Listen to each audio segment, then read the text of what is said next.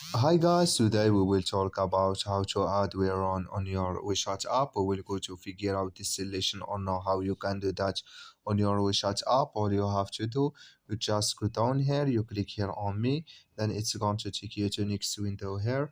And all you have to do now, you just so you click here on settings, then you come to settings window here, and you just come to this window, you click here on friends permissions, then you come to this window here, you click here on run here, then you come to next window, and here so don't rank with them in we're on, you click here on add, and here you can add tags or groups or contacts on your we're on your WeChat app. So that's all you have to do.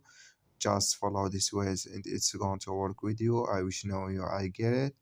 Thank you for your watching. Don't forget to support us by liking, subscribe.